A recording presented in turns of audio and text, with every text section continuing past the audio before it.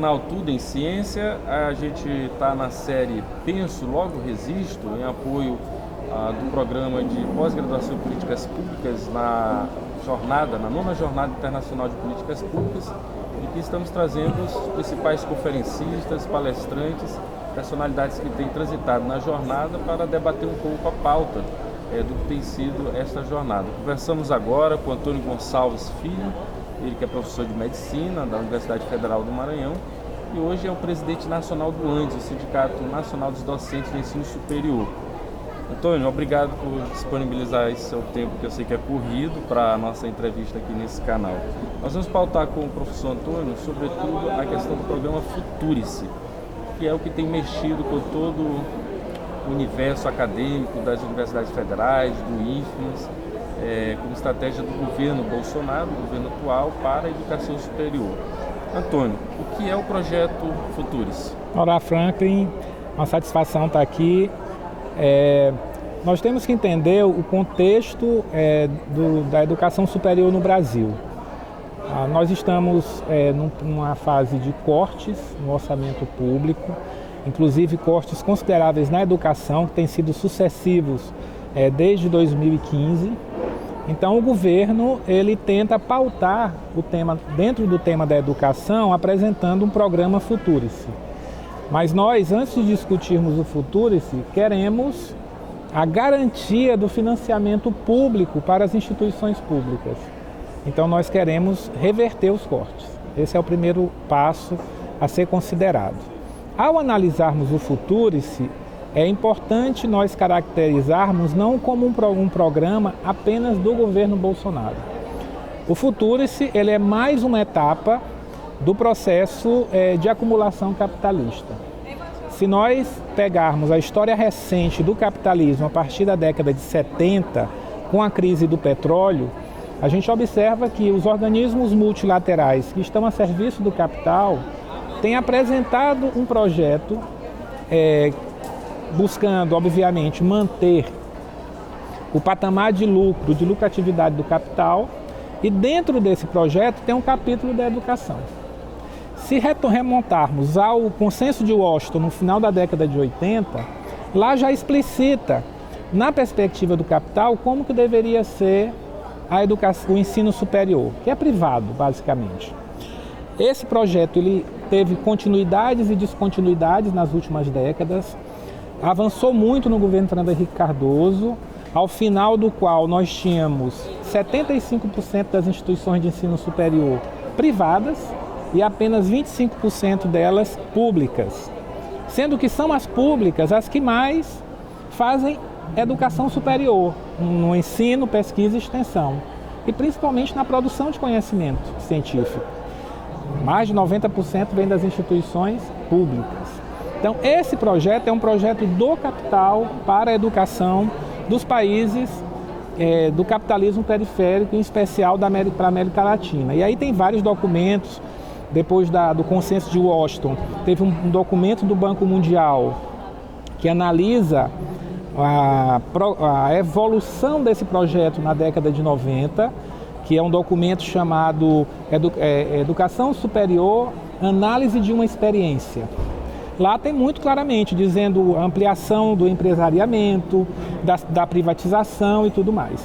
Então, o Futurice vem dentro deste contexto do capital, que de forma mais rápida ou não, ele tem avançado. Porque depois de Fernando Henrique Cardoso, nos governos de Frente Popular, avançou de que modo? Avançou transferindo recursos do fundo público para a iniciativa privada, como programas como o FIES e o ProUni, né? Tanto que ao final dos governos de conciliação de classes, a proporção de instituições públicas e privadas se manteve a mesma do final do governo Fernando Henrique Cardoso. Não houve uma reversão. Você tem hoje 1 milhão de universitários, 90% para cada universitário público, 9 está na privada, não é isso? Isso. Essa é a proporção. De matrículas. De instituições é 75, ou quase já deve estar em 80 a 20. Aí a gente tem que analisar o número de instituições e o número de matrículas. O que o programa ele é uma continuidade, uma descontinuidade desses documentos internacionais que orientam a educação para a América Latina, para o Brasil? Isso. Então ele é essa continuidade. Ele não é apenas um programa do governo atual. Porque o governo atual é um governo de extrema direita, ele tem um pilar que é um pilar, digamos, liberal na economia, tem um pilar que é um pilar fundamentalista e um outro que é a linha dura ligada às Forças Armadas. Então, dentro desse arcabouço que dá sustentação ao governo Bolsonaro, o projeto Capital tem conseguido avançar. Por quê? Porque traz elementos de superexploração do trabalho, que já vem do governo Temer, com a aprovação da contrarreforma da trabalhista, a terceirização ampla, geral e restrita, o Bolsonaro aprovando a reforma da Previdência. Então há um continuando de todo o projeto Capital. E ainda um elemento a mais, que há um retrocesso civilizatório, com intensificação das opressões, do machismo, do racismo, da LGBTI-fobia, do capacitismo, como uma tática de dividir a classe trabalhadora para que se mantenha o patamar de lucro. Então, todos esses projetos eles são uma continuação. O que a gente entende é que a conjuntura está muito favorável ao projeto Capital. Por isso que ele apresenta esse Futurice, que, ao fim e ao cabo, vai ser a privatização do que ainda resta de instituições de ensino superior. Porque o que o Futurice se propõe? Inclusive com cobrança de mensalidade, com estabelecimento de metas para as pesquisas, em termos de viabilidade mercadológica? É a entrega da educação pública para a lógica do mercado. Desde a sua concepção de educação, que é uma educação voltada para a formação de mão de obra para o mercado, então trabalha basicamente o ensino, e não uma educação como a gente entende que deve ser uma educação com ensino, pesquisa e extensão, que é assim que deve ser o ensino superior na compreensão do Sindicato Nacional e o acúmulo que a gente tem feito ao longo do tempo. Não é possível que se faça uma educação superior apenas uma educação terciária, voltada para o ensino e para a mão de obra. O que o futuro sinaliza para isso. E como que eles estão querendo prevalecer desse projeto? Primeiro, entregando a gestão das instituições públicas para as organizações sociais.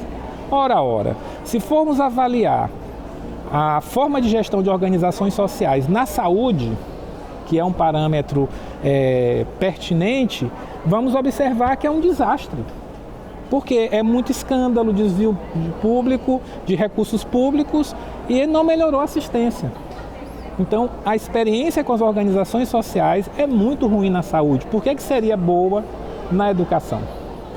Depois disso, rompe com algo que é fundamental para as instituições de ensino superior públicas, que é a autonomia. Porque é uma entrega da gestão para as organizações sociais, dentro de uma lógica gerencial do mercado, sem nenhum compromisso na garantia desse direito com a gratuidade. Porque ele defende, sim, cobrança de mensalidade inicialmente na pós-graduação lato sensu, mas depois vai para o estrito sensu, depois para a graduação. É assim que é o processo, ele é lento e gradual, né? É um desenvolvimento desigual e combinado, né? Que é típico do capitalismo. Estamos conversando aqui no Tudo em Ciência, na série Penso, Logo Resisto, com o professor Antônio Gonçalves, presidente do Sindicato Nacional da Educação, o ANDES. Presidente do Sindicato Nacional do Ensino Superior, dos docentes de ensino superior, o ANDES. Professor Antônio, então não há nada de positivo no Futurice? Como derrotá-lo? O que fazer diante dele? Então, se puder dizer algo de positivo do Futurice, é que ele é um projeto tão danoso para a classe trabalhadora que ele está sendo capaz de proporcionar a unidade da classe para lutar contra ele, né? As jornadas da educação parece que sensibilizam a nossa sociedade. 30 de maio, 15 de Sim. Mais até do que a luta contra a reforma da Previdência, que muitos trabalhadores não têm nem perspectiva de acesso à Previdência, dada a sua trajetória laboral toda na informalidade, ao alto desemprego, a gente entende que a educação ela tem sido capaz de mobilizar mais, tem sido capaz de colocar a nossa classe em movimento. E coloca a classe trabalhadora em movimento porque o trabalhador tem a compreensão da importância que é a educação para a sociedade. Então, no 15, derrotar esse programa? No 15 de maio, a gente conseguiu encher as ruas, 30 de maio, 13 de agosto. E a gente entende que para derrotar o Futurice, a gente tem que ter unidade de ação em defesa da educação pública. E o Antissindicato Nacional está construindo esses espaços. Eu quero citar um que é muito importante, que é o Fórum Sindical e Popular, em defesa dos direitos e das liberdades democráticas, que é um espaço de aglutinação de forças para a gente pensar unidades de ação em outros espaços que existem, porque é na rua, a mobilização, que nós vamos derrotar projetos como o Futurice. Mas não só o Futurice, todas as políticas neoliberais, independente de qual seja o governo, têm que ser derrotadas. Então a máxima não pago, educação não é supermercado, continua válida? Continua válida depois de tantos anos, sim. Agradeço a presença aqui do professor Túlio Gonçalves na nossa série Penso Logo Resisto, no canal Tudo é Ciência. Professor, obrigado pela entrevista. Valeu. Obrigado, Franklin.